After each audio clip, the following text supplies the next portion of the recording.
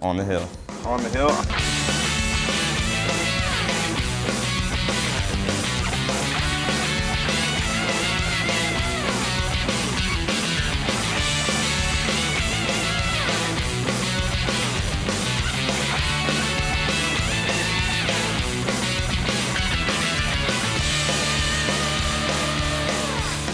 Welcome to another edition of On the Hill. I'm Joe Morris. And I'm Angel Beasley. The University of Arkansas has always been rooted in a deep tradition, but one tradition has morphed along the way. Yes, in 1894, the Arkansas football program, their mascot was referred to as the Cardinal.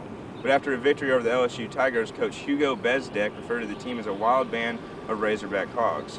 Shortly thereafter, the university changed the mascot from the Cardinal to the Razorback.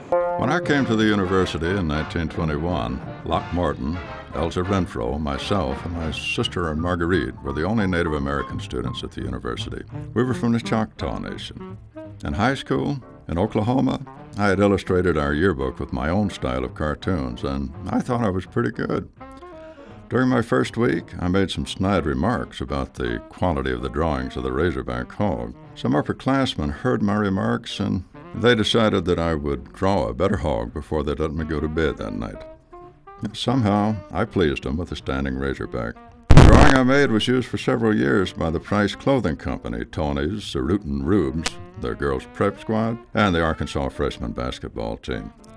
I drew the Razorback on numerous yellow raincoats, which were a rage among students at the time. In 1923 or 24, my art teacher, Miss Elizabeth Galbraith, taught me the work of the artist J. Hambridge of New York and his theory of dynamic symmetry. It was built on squares and rectangles with horizontal, vertical, diagonal lines. This method was used to make movement of animals and humans appear real. I used this method to change my standing Razorback into a running Razorback, and during that time I did many drawings trying to make the Razorback run as I thought he should. I drew one especially for the 1924 yearbook. And that drawing is the first, so far as I know, ever to be published with the university's mascot in full speed ahead action. And that's the story of how the running Razorback came to be. It represents all of the tradition and pride of Razorback athletics, the university, and the state of Arkansas. Hog fans all across the state of Arkansas packed into the stadium for Razorfest and the Red and White game. Razorfest is the premier fundraising event for Champions of Kids. They partnered with the U of A athletic department to bring fun and excitement to fans young and old. Kelsey Mosier has the report.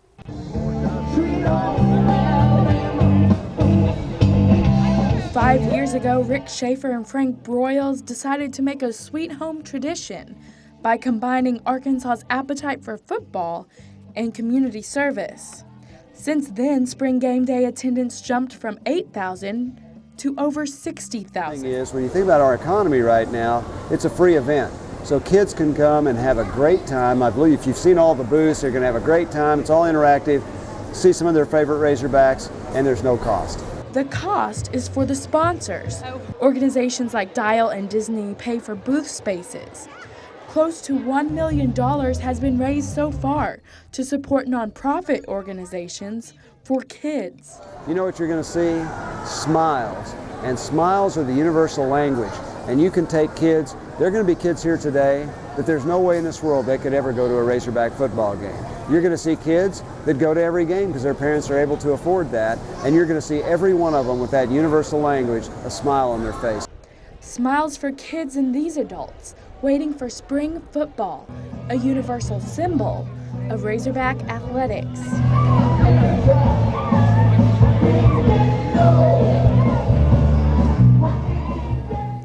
He's been called the breakout player of the SEC, standing at 6'2" and weighing in at 250 pounds.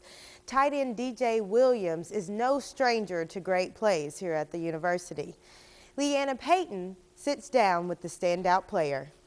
Thank you for joining us, DJ. No problem. Glad to be here. Great. I know you did a lot of great things last year. You set a lot of school records. You were also #1 on the team for receptions, receiving touchdowns, and receiving yards, and you were selected all SEC. Tell me, as a young college football player, how that felt. You know, it feels pretty good. You know, you put in the work in the spring, you put all the work in the summer, and when you're tired and you don't know how that's going, you're just like, man, why am I doing this? And then you get the reward in the end. So after all, those individual awards, I guess, that it makes you feel good for all the hard work you put in. But for the most part, I'm just glad I was able to do that to try to help the team out. Okay, great. And because of your success last year, what are your plans to be just as successful next year? It's just to develop my game where I see that it's needed, the weaknesses. And for the spring, that's been for me blocking, being able to, have a factor in the game, not just in the passing aspect, but as in the blocking and running game as well. And I feel like that'll just be harder for a defense to key in. If I'm coming into the game, they're going to be like, oh, they're going to throw the ball his way, not run the ball. So hopefully that'll help out the offense, just in my perspective, of me being on the field. But for me, individually helping the team, that would be just being a better leader, trying to help out. I'm really not too vocal. I've always been the type that, just go by actions, and hopefully I can work hard enough to help the team out in that way. Now, you were talking about your blocking. I was going to ask you about this anyways. Now, last year you were one of the nation's best catching tight ends. Can you tell me, I know that Coach Trino is having you work on your blocking skills. Can you tell me why he's having you work on that? I would say, he disguises his ways very well of coaching. Some people take it in a way of, he's just yelling at me here, he's yelling at me there. But if you look past that, like I did last year, taking all those, verbal, I guess, arguments, of, yelling, you're not doing it right, you're not doing it right. But as the year progressed, I was like, I'm, glad he did that, because I ended up doing it right, and it paid off in the end. And right now he's doing that with me in the blocking part in the game, and I'm taking that coaching, trying to, the best way possible to, work on my technique, work on taking the right step, being coachable to become a better player. So when I think, when it comes to, him saying I need to work on that part of my game, I think he's doing the correct way, or going the right way about it, and helping me get there. Okay, and you also talked about leadership. Do you see the leadership from the senior class or the underclassmen? Where do you see that leadership come from? It usually always comes from the seniors. That's, just I would say a sports norm. It usually comes from the senior class, and they've done a great job with that. The difference between last year and this year, I would say, is the leadership is coming more from within the team. Last year the coaches had to be out there trying to motivate us to get through, motivate us to bring enthusiasm to each and every practice. We came out this year, and the spring I think went a lot smoother than did last year, of course due to the, the adjustment from last year with the coaching changes and everything. But I would say mostly from the leadership coming within the team, not just only from the seniors, which they did a great job, but a couple players here and there stepping up, taking that leadership role, and it's contagious, and everybody feeds off of it. Yeah, and can you elaborate on spring practice and tell me how it went? It was tough, I'm not gonna lie. It was very physical. Everybody heard about, bumps and bruises, some injuries here and there, but that's football. It's just a part of the game.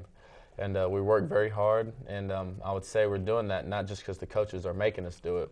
It's because we all have a common goal, and that is to be the best. And we all know you can't take shortcuts and get to where you want to be. So we know we're just going to have to work hard, just like every other team in the conference is going to do, and not just the conference, but the country as well. And so we want to be successful, and we know what it's going to take. And so we all just work hard, and in the spring, I think we've gotten a lot accomplished. How was your conditioning this spring? Is there anything different? I would say, spring isn't too much based on conditioning. It's a time we take to, get bigger and stronger to where we need to be in the fall.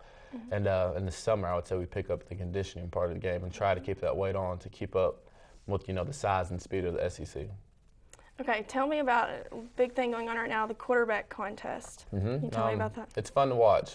You have not just two great quarterbacks, I think. Jim Youngblood, not too many people say much about him, but, he's just as talented as the other two, as in Mallett and as in Wilson.